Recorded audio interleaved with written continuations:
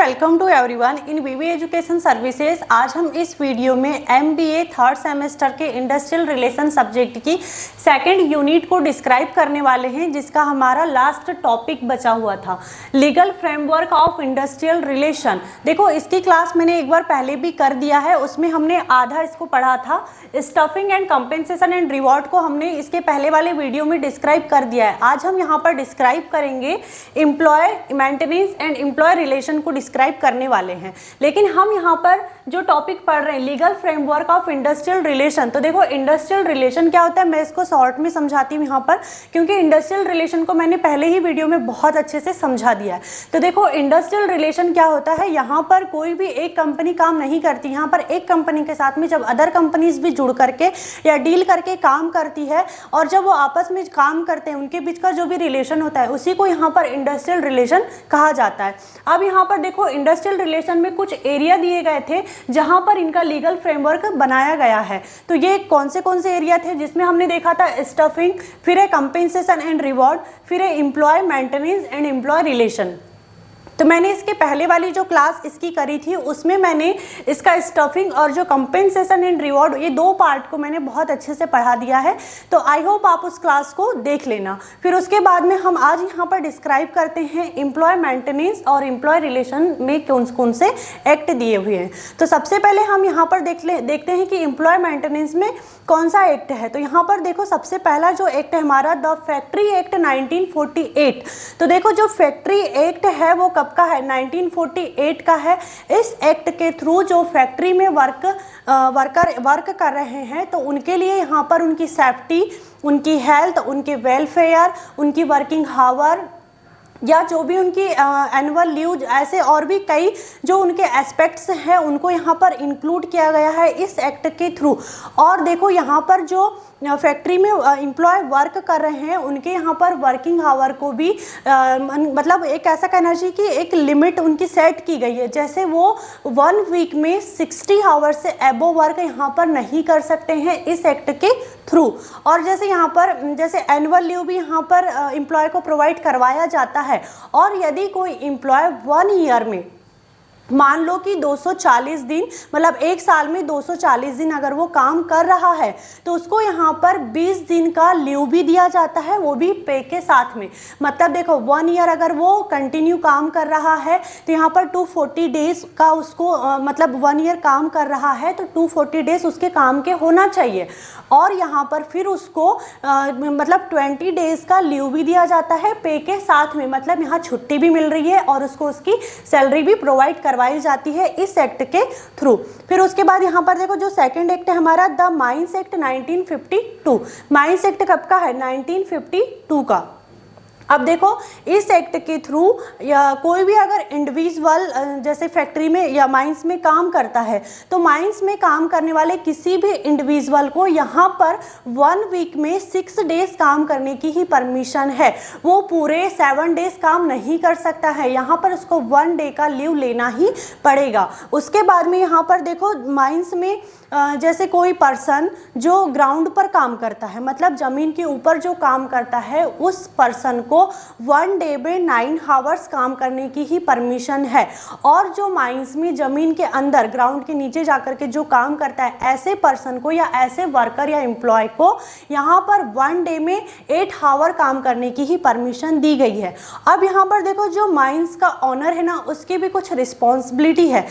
यहाँ पर देखो उसकी रिस्पॉन्सिबिलिटी क्या है, जो माइंस है या माइनिंग ऑपरेशंस होते हैं उनको मैनेजमेंट करने का उसकी रिस्पॉन्सिबिलिटी है। यहाँ या फिर जो माइंस में काम कर रहे हैं ऐसे एम्प्लॉय या ऐसे वर्कर या पर्सन की जो भी हेल्थ है या सेफ्टी है, उनको इंश्योर करने की रिस्पॉन्सिबिलिटी माइंस के ऑनर की होती है। फिर उसके बाद में यहाँ पर हमारा थर्ड एक्ट है पेमेंट ऑफ ग्रेजुएटी एक्ट 1972। तो देखो ग्रेजुएटी क्या होता है, ग्रेजुएटी एक प्रकार का बेनिफिशियल गिफ्ट है जो एम्प्लॉयर अपने एम्प्लॉय को प्रोवाइड करता है, या एक प्रकार से हम कह सकते हैं कि ये एक रिवॉर्ड है। तो देखो यहाँ पर जो पेमेंट ऑफ ग्रेजुएटी एक्ट है इसके थ्रू या ये जो एक्ट है ना, ये ऐसी ही कंपनी पर अप्लाई होता है जहाँ पर कम से कम 20 एम्प्लॉय तो वर्क कर ही रहे हो। जैसे मान लो माइंस में, फैक्ट्री में, फिर या ऑयल फील्ड में, रेलवे में, स्पोर्ट में, या फिर मान लो कि जैसे और भी ऐसे बहुत सारी शॉप होती है बड़ी बड़ी जहाँ पर आसानी से 20 एम्प्लॉय तो काम कर ही रहे होते हैं। तो ऐसी जगह पर ये जो पेमेंट ऑफ ग्रेजुएटी एक्ट है ना, ये अप्लाई होता है। अब यहाँ पर देखो ग्रेजुएटी में क्या होता है कि ग्रेजुएटी कैसे प्रोवाइड करवाई जाती है। मान लो कि कोई एक एम्प्लॉय है जो अपनी सर्विस प्रोवाइड कर रहा है, तो जब उसकी सर्विस को 1 ईयर हो जाते हैं तो उसको यहाँ पर 1 ईयर में मान लो कि 15 डेज की जो सैलरी होती है वो ग्रेजुएटी के रूप में दी जाती है। फॉर एग्जाम्पल जैसे मान लो कि एक एम्प्लॉय है, उस एम्प्लॉय की सैलरी एक महीने की 10,000 रुपये है, 10,000 रुपये, तो उसका पर डे के हिसाब से अगर हम एक एवरेज मान के चले तो 333 कुछ बनता है, लेकिन एक एवरेज अगर हम मान के चले तो यहाँ पर हम लेते हैं 330 रुपये उसकी एक दिन की सैलरी है। ठीक है, अब यहाँ पर उसने मतलब मान लो कि किसी एम्प्लॉय ने 1 साल तक कंटिन्यू अपनी सर्विस किसी कंपनी में प्रोवाइड कर दिया। अब देखो जब उसके 1 साल कंप्लीट हो जाते हैं या 1 साल उसने अपनी सर्विस प्रोवाइड कर दिया, तब यहाँ पर इस एक्ट के थ्रू उसको ग्रेजुएटी प्रोवाइड करवाई जाती है। वो होती है 15 डेज की सैलरी। अब देखो यहाँ पर 15 डेज की सैलरी मान लो, तो 15 डेज की सैलरी में हम मान के चलते हैं एक दिन का 330, तो एक एवरेज अगर हम मान ले तो कितना होगा, 4,950 कुछ होता है। तो हम एक एवरेज माने तो 5,000 रुपये। तो यहाँ पर उसको 15 दिन की जो सैलरी उसकी 5,000 रुपये बन रही है, उसको यहाँ पर वो ग्रेजुएटी के रूप में एम्प्लॉय को प्रोवाइड करवाई जाती है इस एक्ट के थ्रू। अब यहाँ पर देखो क्या होता है कि जो ग्रेजुएटी की मिनिमम लिमिट है ना, वो 20 लाख रुपए, 20 लाख तक की अगर किसी को हम ग्रेजुएटी दे रहे हैं तो उस पर किसी प्रकार का कोई टैक्स भी नहीं लगता है इस एक्ट के थ्रू। अब यहाँ पर देखो जो एम्प्लॉय मेंटेनेंस था उसमें हमने इस 3 एक्ट को क्लियर किया। अब हम यहाँ पर जो हमारा सेकंड टॉपिक है, 4th एंड लास्ट, इसको क्लियर करते हैं। इसमें है हमारा एम्प्लॉय रिलेशन। देखो एम्प्लॉय रिलेशन में भी हमारे 3 एक्ट हैं। 3 एक्ट में हमारा फर्स्ट एक्ट है the trade union act 1926। Trade union को भी मैंने पहले इसी यूनिट की क्लास में बहुत अच्छे से पढ़ाया है, लेकिन शॉर्ट में हम यहाँ इसको देखते हैं कि ट्रेड यूनियन क्या होता है। देखो ट्रेड यूनियन, ट्रेड मीन्स होता है बिजनेस और यूनियन मीन्स होता है ग्रुप या संघ, मतलब 2 चीज़ों को आपस में जोड़ना। अब देखो ट्रेड यूनियन क्या है, एसोसिएशन ऑफ वर्कर या ग्रुप्स ऑफ वर्कर, जहाँ पर एक ही एम्प्लॉय नहीं रहता है, यहाँ पर बहुत सारे वर्कर से मिलकर के ये यूनियन बनता है। अब देखो यहाँ पर जब यूनियन बन गया, मतलब ग्रुप बन गया वर्कर्स का, तो अब उनको कोई भी प्रॉब्लम आती है अपनी वर्क रिलेटेड या एम्प्लॉयमेंट से रिलेटेड, कोई भी अगर प्रॉब्लम आती है तो वो अपनी प्रॉब्लम को इजीली मैनेजर को या टॉप लेवल मैनेजमेंट से जाकर के कम्युनिकेशन कर सकता है, बार्गेनिंग कर सकता है। मतलब यहाँ पर क्या हुआ, ट्रेड यूनियन के थ्रू एम्प्लॉय को कलेक्टिव बार्गेनिंग का पावर मिला, कम्युनिकेशन का पावर मिला। फिर उसके बाद में देखो यहाँ पर जो ट्रेड यूनियन एक्ट है वो कब का है, 1926 का है। अब देखो ट्रेड यूनियन इंडिया में लीगल रिकॉग्नाइजेशन एंड रेगुलेशन को प्रोवाइड करने के लिए बनाया गया एक लॉ है, और इस एक्ट के थ्रू जो अथॉरिटीज़ होती है या रिस्पॉन्सिबिलिटीज़ होती है, प्रिविलेज होते हैं, उनको डिटरमाइंड किया गया है। और यहाँ पर देखो इस एक्ट का ऑब्जेक्टिव क्या है, इस एक्ट का ऑब्जेक्टिव है कि जो वर्कर्स के राइट्स हैं, उनके जो इंटरेस्ट है, उनको प्रोटेक्ट करने का काम है या उसका ऑब्जेक्टिव है। अब देखो ट्रेड यूनियन में अगर आपको मेंबरशिप चाहिए तो आपकी एज लिमिट क्या होना चाहिए, यहाँ पर इसमें एज लिमिट है मिनिमम 15 ईयर्स कंप्लीट चाहिए उसके। और जैसे अगर आपको ऑफिसर बनना है इसमें ट्रेड यूनियन में, तो उसमें 18 ईयर से एबो आपकी एज चाहिए। तो ये था ट्रेड यूनियन एक्ट 1926। अब हम यहाँ पर देखते हैं second act, the industrial employment act 1946। देखो इंडस्ट्रियल एम्प्लॉयमेंट एक्ट कब का है, 1946 का है।